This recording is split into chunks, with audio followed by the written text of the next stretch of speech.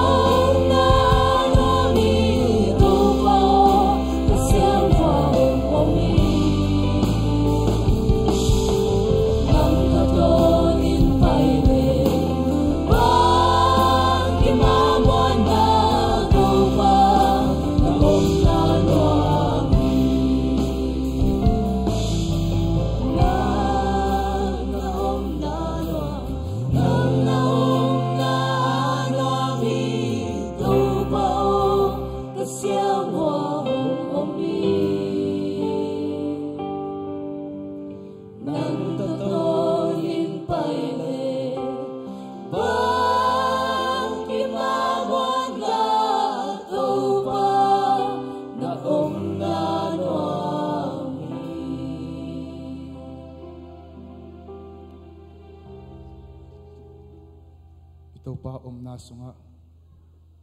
lung khamaksa natin tuiswa lung lengko natin tuiswa tunin ito pa isung panin nang maumpi na sung panin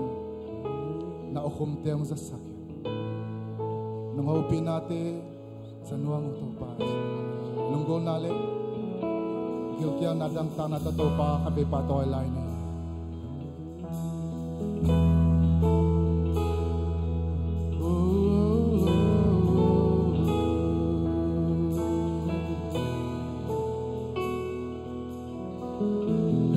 Kitu'y humnul sa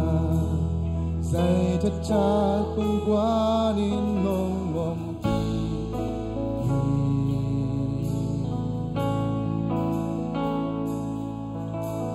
Kabuk siyang mong pongi Kagwalaw na lampi Gwal zona kong swaksan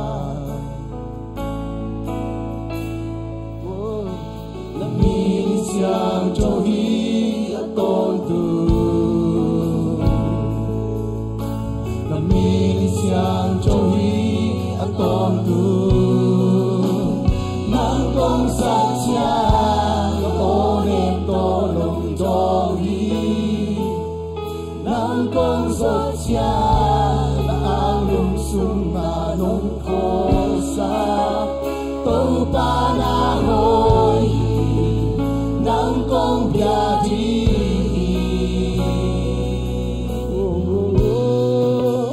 Nabang lentang Kanan natin kong jamsaki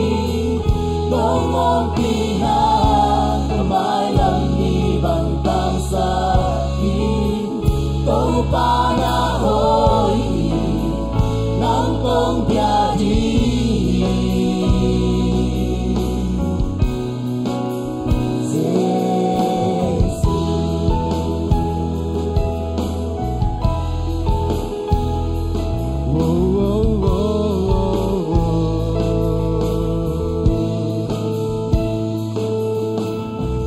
Kitu'y humnul sa Say tatsa kung kwanin nong mong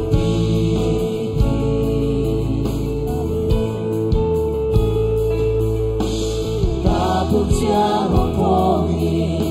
Kagwala na lampi Gwal zona mong swasa Naminin siyang johi Naminin siyang johi aton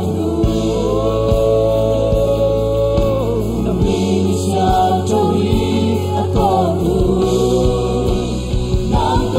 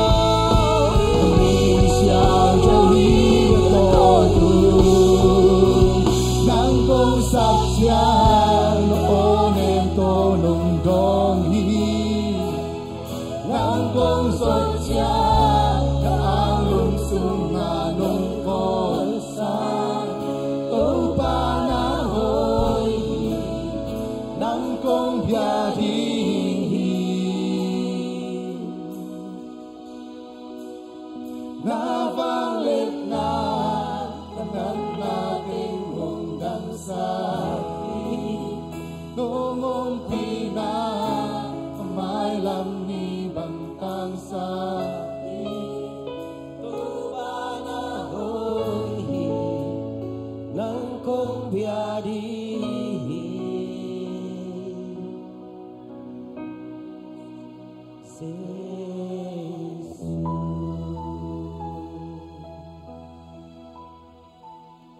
imite siin to pa hoy na lungay ni tunin na hilay ngumsak ibiyak to pa ahihi tunin nang sinam takin hilay mun ong tungsak ong bol pa ipasian ahi tunin nang chahan na hang hilawin Jesu hang hilay ong tung nahihi utenaw te to pa tunga lungdam koin to pa maya tunin na chunge ning hihang tulay takin nun yang man ong nutsen na hangin ada kapaw boy tin kuan pokin chungen hihang isya pa akhan kilain tuni jing sangina oto nuam takin oswak selsen kyo thei kai manun topa tunglum dam ko ni topa khasyang thowin han na wasaka sa topanin ong chiang yat nang na chungen ni o tuzan sungina dal sanita pa lian pi emergency na pai ki ko ai manin topan aliam mati dam na ngot saka thahan na ngot saka vai te kem pe gwal zo nang piak saka dam na han nang piak sang nang na thungen ni ipol pi sunga thane mi te na se banga nai lo te topa hoi na mu thei nai lo topa sunga aba mi te kha sunga pi ching nai lo te a hi zongin tulai takin topa thupang piak a hi kol ngam le tanga ma thong ai zongin lalpu ai zongin khai tong a hi zongin ban nu ai zongin amau te missionary kuanu ai manin topan lo chin na thak le topa ompi na thak to pol pi kyang nule pa kyang avekun ule naw kyang ong tundong in khasyang thun makai sang na le tunin global siam te zong topan thpa piak saka tenisya pai na wa lo ching takin inlam ong zot nangin ivek pin ihun le vai te le topa ngompi na lungdam kon ivek pin topa maya khuk thungen khom ni hallelujah hallelujah wang lian pabasia tunin anong inate kiching topa nung pinate kiching topa o kapay awa topa kal khat nung wal so bikini kapay su kapay to na awa topa nang maong pinakamuhi topa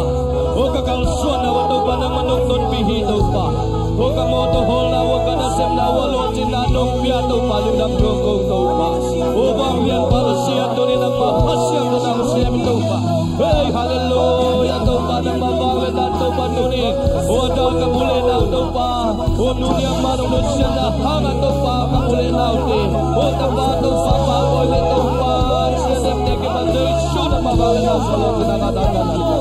o kasyang doon topa mabanglet ko ng tuwang sakit nabanglet na itong henem sakit o hidada ka na sumakasyang ko na semila o helo dalo ka na luwan natin ang luwan topa o nang mamaya nang mahenem na mangyat o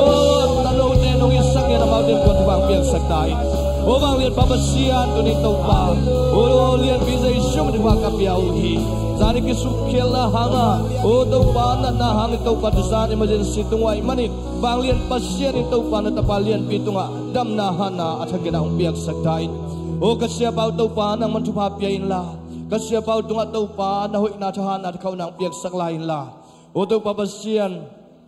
zato to kipelin inlum lo luma nang ma biak na sunga nung khakik into pa nang ma kong muangwa nang ma kong abuhi sidam nang piak saktain o to papasen tulay takin kolgam le tanga lalpuay zong khai tong ay zong van nu ay zong ma chong te ay zong in khupsang ay zong in to pa nang ma khasyang thon to pa mau te zit na ba na te ka to pa chin kep sakin la lo chin daw pai na thupang piak saktain amau te lungdam mai tai takin lungdamin kiko na to hipol pim tun kik tain amau te kalson amau te sing na nang mamin thanai nya tahin o wang lian babasian pol bisunga nasep nga nai lo ten to pa nasep nga hela nasep nga sa ten to pa full time ina to pa permanent anga nget nang na to pa nang manaong sem tain khasum khan na zakhan na nasem mi te tungang piak saktain o pol bisunga tulay takin damlo ay zongin natnasan na tuwak ay zongin to pa kakiho pi khaklo kathei khaklo tunin hilayong paipi nat na tong pai mi tia kipan amaute na mun cheda to panang makhasyang thuna semila dam na han na to panong piang yading thu ko ngenu hi o tunin to pa hitan chiang to panong ton pi mabangin kanilai huli vai te sonang man ngompin la panalasang na thungen na oto papasian nang matupulang na te kipan vai khem pe to padang makasiang ton pin nunggual zo pi ding hudin sondang mondang nei lo sinapan tan hia kom jai su mi sa do so thungen kap ko te biak to papasian no amen khut beng sia sia ni